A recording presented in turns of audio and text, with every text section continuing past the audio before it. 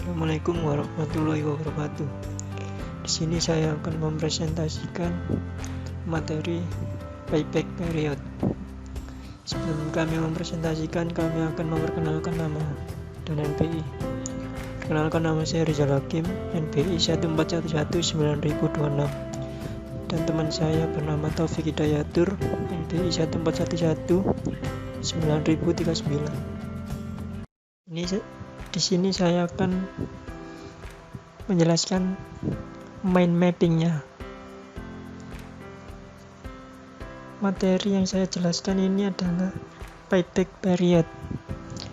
Payback period mempunyai definisinya, yaitu payback period merupakan jangka waktu yang diperlukan agar investasi yang masuk ke dalam suatu kegiatan investasi dapat diperoleh kembali secara keseluruhannya, dan tujuannya yaitu untuk mengetahui berapa lama atau periode investasi yang akan dapat dikembalikan saat terjadinya kondisi break even point atau titik impas. Terus payback period ini, untuk menyelesaikan payback period ada 3 cara analisis, yaitu dengan memperhitungkan time value of money atau disebut discounted payback analysis. Yang kedua, dengan mengabaikan konsep time value of money. Dan ketiga, dengan deret arus cash yang besarnya sama. Ini contoh rumus-rumusnya. Dan payback period mempunyai kelemahan dan keuntungan. Di sini saya akan mencontohkan satu contoh aja. Kelemahannya yaitu analisis ini digunakan untuk mengukur kecepatan kembalinya dana dan tidak mengukur keuntungan proyek yang telah direncanakan.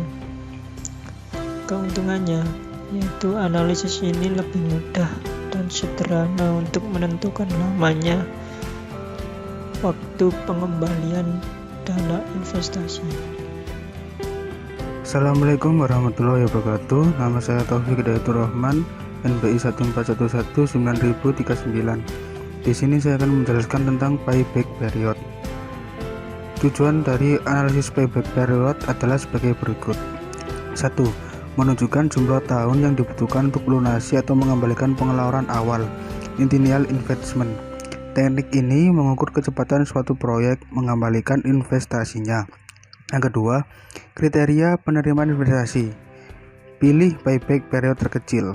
Yang ketiga, metode payback period pada dasarnya bertujuan untuk mengetahui seberapa lama periode atau waktu yang diperlukan agar investasi mencapai kondisi pulang pokok atau BEP, break even point. Rumus payback period yaitu jika cash inflow sama setiap tahun, PP sama dengan investasi atau CIF per tahun. Jika CIF tidak sama setiap tahun, maka dihitung secara kumulatif. Jika komponen cash flow, benefit, dan cost bersifat annual, maka persamaan menjadi X dan lain-lain. Dan hasil analisis dengan metode payback period nantinya akan dipilih alternatif investasi yang mempunyai periode tersingkat. Penggunaan analisis ini hanya digunakan untuk mendapatkan informasi tambahan guna mengukur seberapa cepat pengembalian modal yang diinvestasikan. Dan untuk rumus payback period atau keterangannya sebagai berikut. N sama dengan tahun terakhir di mana jumlah arus kas masih belum menutup investasi mula-mula.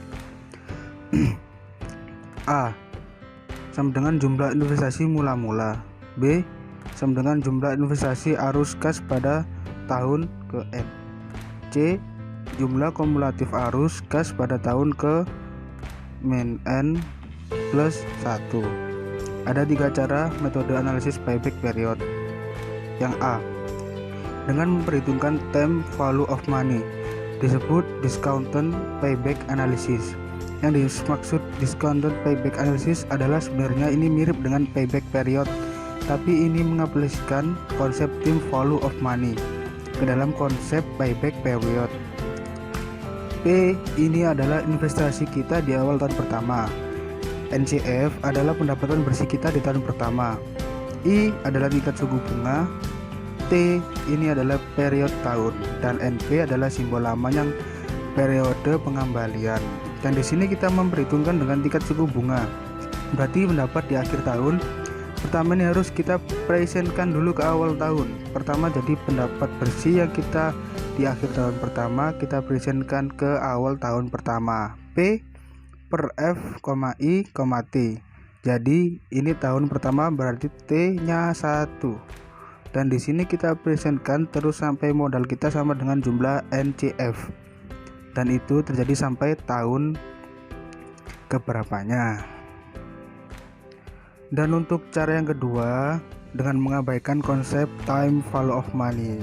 Artinya I sama dengan 0%. Dan cara ini sangat simpel dibanding dengan cara menggunakan tingkat suku bunga. Di sini kita tinggal membuat persamaan P. Modal yang kita keluarkan ini sama dengan NCF di tahun pertama ditambah NCF tahun kedua, terus sampai modal kita ini sama dengan penjumlahan NCF dari tahun keberapa sampai tahun NP ini. Nah, dan untuk rumus ketiga ini untuk deretan arus kas yang besarnya sama, kita menggunakan rumus ini. Jika arus kas per periodnya nilainya sama, maka payback period dapat dihitung dengan rumus ini. Nah, untuk keuntungannya yaitu yang pertama, mudah dihitung dan dimengerti. Yang kedua, analisis ini lebih mudah dan sederhana untuk menentukan lamanya waktu pengembalian dan investasi. Yang ketiga, bisa digunakan sebagai alat pertimbangan risiko, karena semakin pendek payback periodnya, maka semakin pendek pula risiko kerugiannya. Dan untuk kelemahannya yaitu yang satu, mengajukan nilai waktu uang. Yang kedua, mengajukan arus kas yang terjadi setelah periode pembayaran kembali. Yang ketiga, analisis ini mengabaikan penerimaan investasi atau proses yang diperoleh sesudah payback period tercapai. Yang keempat, analisis ini tidak memberikan informasi mengenai tambahan value dan proyek. Ini adalah contoh soalnya. Diketahui suatu perusahaan PT Jaya Abadi melakukan investasi sebesar 300 juta dengan umur ekonomis yang telah ditentukan selama 5 tahun, dan syarat pengembaliannya adalah selama 5 tahun dengan arus kas per tahunnya sebagai berikut. Maka perhitungan payback period yaitu, pertanyaannya, evaluasilah rencana investasi tersebut dengan menggunakan metode PBB dan DPBB jika suku bunga yang berlaku I sama dengan 13% per tahunnya. Cara selesaikan soal ini dengan menggunakan dua cara, yaitu cara ke-1, payback period analysis tanpa memperhitungkan time value of money. Dan yang kedua, menggunakan discounted payback analysis pada tingkat suku bunga 13% per tahun. Di sini saya mencontohkan menghitung mulai dari tahun ke-0. Tahun ke-0 yaitu bisa dikatakan dengan investasi awalnya. Dan di tahun pertama arus kasnya yaitu senilai 90 juta. Di tahun kedua senilai 105 juta. Dan di tahun ketiga 120 juta. Dan di tahun keempat 135 juta. Dan tahun kelima 150 juta. Sini saya akan menjelaskan contoh menggunakan cara payback period analysis tanpa memperhitungkan time value of money. Ini contoh tabelnya. Di sini saya akan mencontohkan mulai dari tahun ke-0. Tahun ke-0-nya bisa dimasukkan dengan nilai investasinya. Nilai investasinya yaitu minus 300 juta. Dan pemasukan di tahun pertama yaitu 90 juta, di tahun kedua 105 juta, di tahun ketiga 120 juta, di tahun keempat 135 juta, di tahun kelima 150 juta. Untuk mencari arus kas kumulatifnya yaitu dengan cara ditambah nilai investasinya minus 300 juta ini ditambah dengan pemasukan di tahun pertama 90 juta, hasilnya minus 210 juta, dan hasilnya ini ditambahkan dengan pemasukan di tahun kedua 105 juta, hasilnya minus 105 juta, hasilnya ini ditambah dengan pemasukan tahun ketiga 120 juta, hasilnya plus 15 juta, hasilnya ini 15 juta ditambah 135 juta, hasilnya 150 juta, 150 juta tambah 150 juta, hasilnya 300 juta. Nah, untuk mencari titik balik modalnya yaitu di sini kan minus terakhirnya 105 juta dan berubah menjadi 15 juta. Ya di sini di antara sini. Berarti di antara tahun kedua dan ketiga. Untuk mencarinya yaitu dengan rumus PBB, payback period, dengan tahun terakhir minusnya yaitu kan 2 ditambah 105 juta. 105 juta ini nilai minus terakhirnya di arus kas kumulatif, ditambah 120 juta yaitu hasilnya dari cash flow setelah dia minus. Arus kas 120 juta, jadi tahun ditambah dengan hasil pembagian ini 105 juta tambah 120 juta, hasilnya 0,8. 2 tahun ditambah 0,8, hasilnya 2,8. Kita bisa disebut dengan 2 tahun 8 bulan. Jadi analisisnya di modal investasi 300 juta ini titik pengembaliannya terjadi di periode 2 tahun 8 bulan. Ini bisa dikatakan layak karena pengembaliannya dipenuhi maksimum persyaratan. Dan selanjutnya saya akan menjelaskan contoh menggunakan cara discounted payback analysis pada tingkat suku bunga 13% per tahun. Ini contoh tabelnya. Arus kas atau bisa disebut investasi atau pemasukan. Di sini saya akan menjelaskan mulai tahun ke-0. Tahun ke-0-nya adalah minus 300. Minus 300 ini adalah investasinya, investasi awal. Di tahun pertama yaitu 90 juta, di tahun kedua 105 juta, di tahun ketiga 120 juta, di tahun keempat 135 juta, di tahun kelima 150 juta. Untuk mencari tabel bunga atau PF dikali 13% dikali tahunnya. Nah, untuk mencari ini yaitu menggunakan rumus present value, yaitu PF sama dengan future value dibagi 1 tambah R tambah pangkat tahunnya. Sini saya akan mencontohkan mulai tahun ke-0, berarti tahun ke-0 nya yaitu 1. Caranya yaitu 1 dibagi 1 tambah 13% pangkat tahunnya ke 1, hasilnya 0,88495. Dan di tahun kedua caranya sama, cuma pangkatnya berbeda. Untuk mencarinya yaitu di tahun kedua berarti pangkatnya 2, hasilnya 0,78314.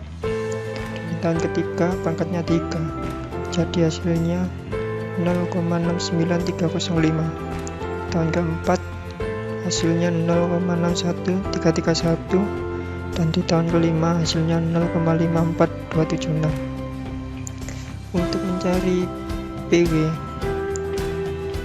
tabel PW nya yaitu dengan cara mengkalikan arus kas 1 ini dikali tabel bunga, yaitu minus 300 dikali 1 hasilnya minus 300, dan di tahun ke-1 90 juta ditambah 0,88495 hasilnya 79,645,500. Dan di tahun kedua 105 juta dikali 0,78314 hasilnya 82,229,700. Di tahun ketiga 120 juta dikali 0,69305 hasilnya 83,166,000. Dan di tahun keempat 135 juta dikali 0,61331 hasilnya 82,796,850. Dan di tahun kelima 150 juta dikali 0,54276 hasilnya 81,414,000. Untuk mencari arus kas kumulatifnya yaitu dengan cara nilai investasinya ini minus 300 ditambah 79,645,500 hasilnya minus 220,354,500. Dan hasilnya ini ditambahkan lagi dengan 82,229,700 hasilnya minus 138,124,800, dan ditambah lagi dengan 83,166,000 hasilnya minus 54,958,800, dan ditambah lagi dengan 82,796,850 hasilnya plus 27,838,050, dan ditambah lagi 81,414,000 hasilnya 109,252,050. Nah, untuk mencari di mana sih letak balik modalnya atau arus kas nolnya, nah di sini kan minus terakhirnya di tahun ketiga, jadi di sini kan antara 3 dan 4 ini. Untuk mencari itu arus kas nolnya yaitu dengan rumus DPBP atau discounted payback period sama dengan 3 ini adalah tahun minus terakhirnya ditambah 54,958,800, ini nilai minus terakhirnya di arus kas kumulatif, dan dibagi 82,796,850, ini hasilnya dari cash flow setelah dia minus, sama dengan tahunnya ditambah hasil dari pembagian ini 54,958,800 dibagi 82,796,850 hasilnya 0,6. Jadi tahunnya 3 ditambah 0,6 sama dengan 3,6, atau bisa disebut 3 tahun 6 bulan. Jadi analisisnya di modal investasi 300 juta ini pengembaliannya terjadi di periode 3 tahun 6 bulan. Ini bisa dikatakan layak karena pengembaliannya di bawah maksimum persyaratan. Terima kasih atas perhatiannya. Kurang lebihnya mohon maaf. Demikian akhir presentasi saya. Semoga bermanfaat untuk kita semua. Semoga apa yang disampaikan barusan ini adalah awal untuk kita menerjang badai kehidupan. Terima kasih.